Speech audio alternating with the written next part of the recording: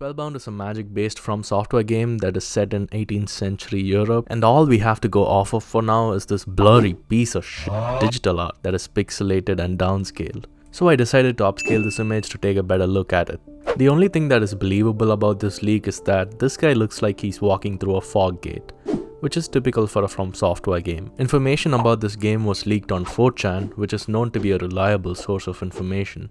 So I decided to go through all of these leaks and visualize the details using AI image generation to get a better picture of what this game is going to look like. Alright, let's dive into the list of Spellbound leaks.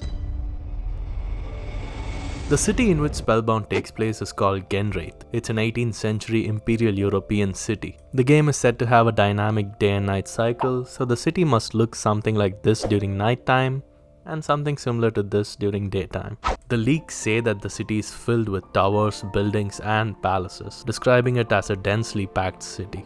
The leaker says that the city is filled with people. It's a capital of a flourishing empire and in no way decrepit and abandoned like cities in previous FromSoftware games.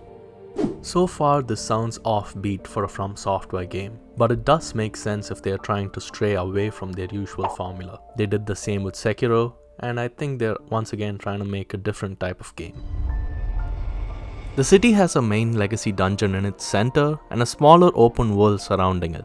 The open world area consists of forests, farmlands, mountains, coasts, and villages. The main city is said to be close to sea and is divided by water channels. The open world also has a few smaller dungeons and caves we could explore. He mentions that the game is going to be 2/3 the size of Elden Ring, which is not small by any means. So the main legacy dungeon and the open world surrounding it is going to be really big. This is what the map of the world would look like according to his description. We have the sea on one side, forest over here, farmlands over there, and the mountains on the other side. The leaker also says that this game has a huge emphasis on the sea and there may be an underwater location. This game has a fixed character and no character creator similar to Sekiro.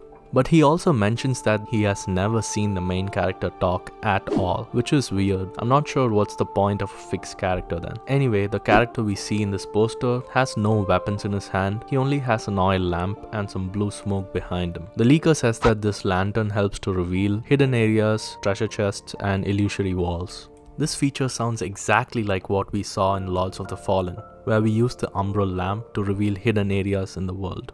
Or it could be similar to the head of Helios in God of War 3, where it was used to reveal a few treasure chests.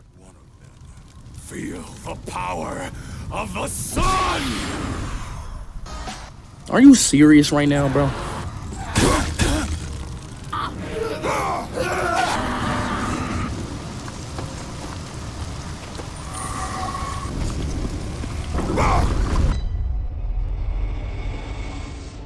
The leaker also mentions that we do not need any wands or talismans to cast spells. We can just equip them as items and cast them with our hands. He also says that spells can be dual wielded and dual wielding spells changes their moveset. He has not given an exact example of how dual wielding spells will change their moveset. They could either simply buff the spell or it could be similar to what they do in this game called Spellbreak, where combining a fireball and a tornado results in a fire tornado. Besides spells, he also mentions that this game has regular weapons as well, like swords, halberds, axes, great swords, hammers, etc. He says that every weapon he has seen so far has a transformation and a secondary moveset, which incorporates magical attacks. Now this could be a drastic change in moveset like Bloodborne's transforming weapons, or this could be a simple elemental buff that could be applied to the weapon. We do not know that yet.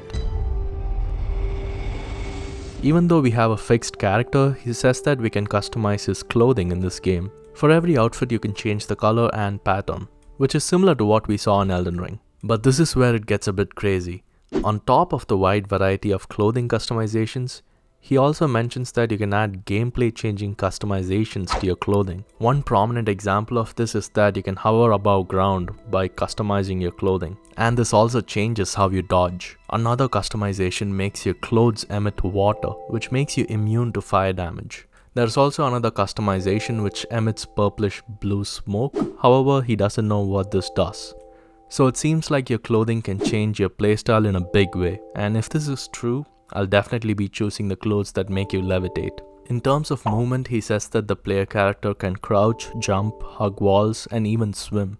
So far, this game seems to have taken inspiration from Elden Ring, Sekiro, and Bloodborne. The leaker says that the game will be announced by mid-2024 and the game should release by March 2025. We already know that FromSoftware is cooking up a massive DLC for Elden Ring, so the launch of this game seems to align with that. Of course, there's a possibility that all of this could be made up, but let's look at the reasons why this could be real. Before this leak, this image could not be found on the internet. I've tried my hardest to recreate this image in Stable Diffusion and it seems very hard to do so. So I think it's highly unlikely that this was AI generated. This image is most likely an in-game cutscene. The original Elden Ring leaks were also downsized and pixelated images. We all thought this dude riding a small horse was goofy and not real, but it turned out to be General Rodan. So it is fair to say that there is a good chance this leak could be real. 誰にも邪魔させるはずanyway。